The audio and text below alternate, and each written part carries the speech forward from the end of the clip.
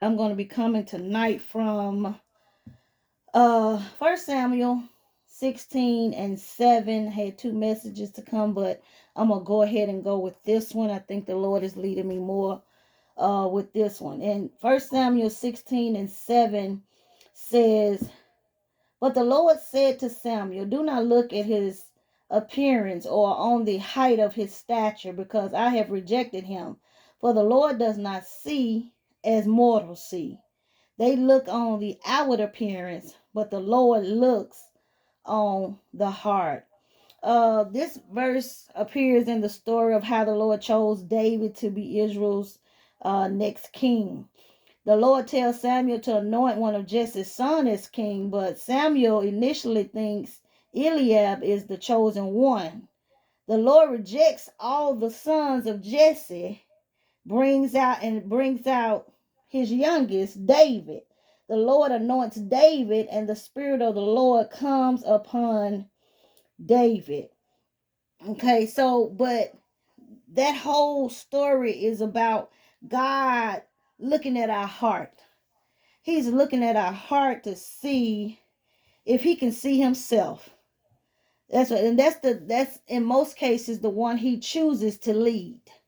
Whether they have flaws and all, sometimes it's a state of the heart that he's looking at.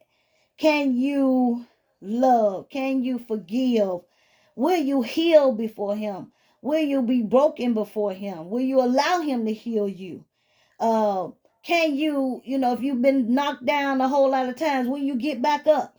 That's the state of your heart, even with action sometimes. And he looks at our character a lot more than we think.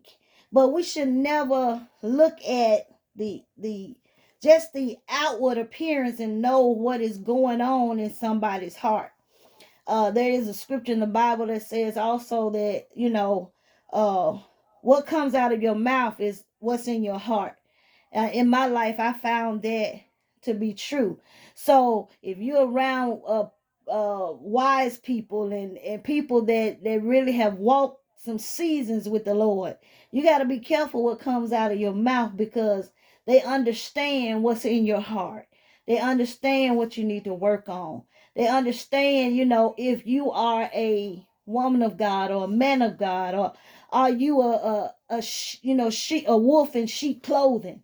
So you have to really allow God to circumcise your heart in order for it to get to that place where he is putting a lot of value on your heart. Not so much your outward appearance, but what is in your heart. And I'm just going to give this example, and then I'm going to be done. Like, I'm going to be really, really, really quick. When I go to my doctor's appointment, and it's just been since I got to Texas. When I was in Memphis, you could find my veins and draw my blood anywhere, in my hand, in my arm, anywhere that was available. It come right on out, had no problems. But when I got to Texas and start going to the doctors here and stuff, it's just like they can't find my vein. They tell me, you need to drink more water.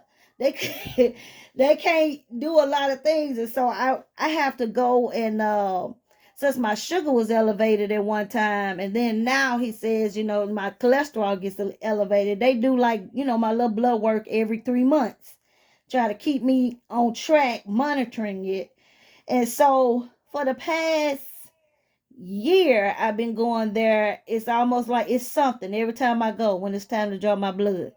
They either it's a new doctor there, it's a new nurse, it's somebody that's in training, it's somebody that doesn't, to me, know what they're doing all the time, and then they stick me 2-3 times, and then the doctor, the main doctor, have to come in and he get it the first time. And so I be like, can you start next time? Can you be the first one? Because I'm tired of getting stuck. But sometimes we laugh it off and whatever, and they just mess with me about drinking water. Cause sometimes they say, fast. before you come in, I stopped eating and drinking. They said, no, you need to drink some water before you come. And so I've been doing that better, drinking the water. Well, today, and so just like I said, I've been having problems with them sticking me. So today we got there. Normally I get the 7:30 appointment when they open, because you don't have to check in at the desk enough. You just go straight to the to this room to the side. That's where they take draw your blood and stuff. So everybody going through that door, we all know everybody getting their blood drawn for tests or whatever. So I got there today, and there was nobody. It was about 6 of us going to the room. I was first, so I went in on in and signed my name and sat down. They didn't even have the lights on in there. She said, the nurse that was there, she said, well, just go on and sit down. Our tech is not here yet, but she coming. Oh, well, he coming or whatever. And so it's okay. So we just all went in there. We was just sitting and waiting. And then a lady comes in, and she's kind of looking like a patient. Like she should be there. As a patient, she has a little limp in her walk.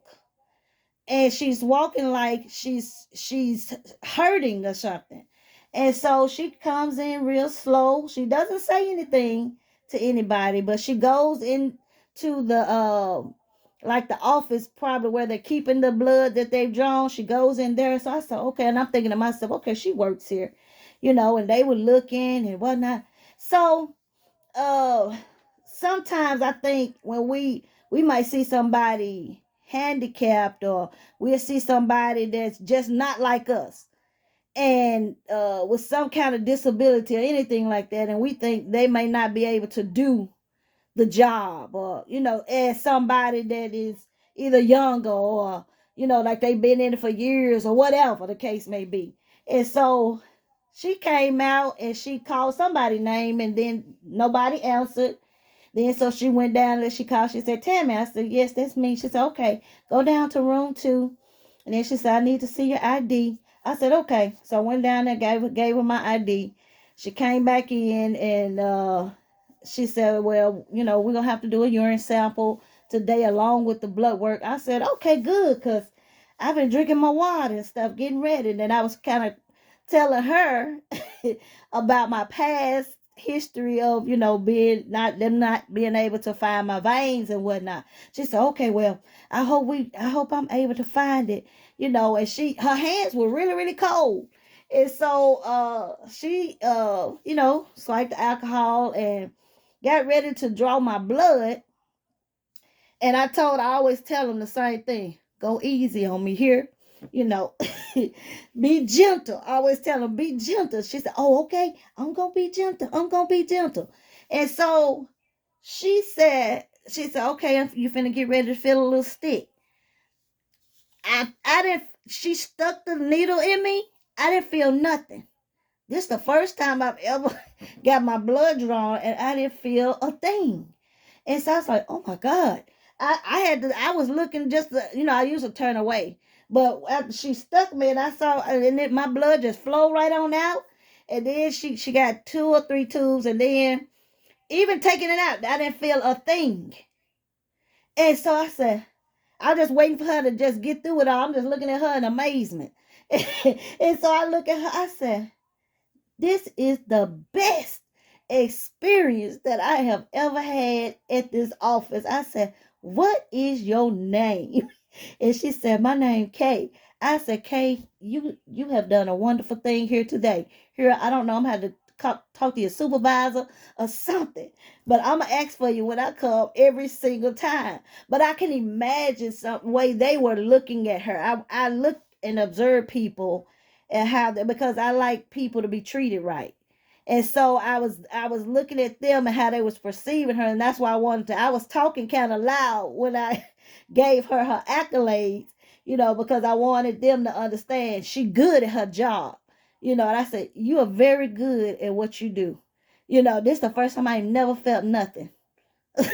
So and she was just smiling from ear to ear, and she just said, well, okay, go on up there and go to the bathroom, get your urine sample, and I have a great day. And I said, you too. Went on out and did what I had to do and came on home. But I got in the car and I was just telling my husband how sometimes we can judge people by the way they look on the outside and think that they are unworthy or they're not up to par or whatever. But we really need to be looking at their heart, looking at the inner person, because some people will surprise you and do greater things than we could ever do. So just like in the text here, the Lord is looking at more than just the flesh. He is looking at our hearts, and he desires for us to, be more like him, talk more like him.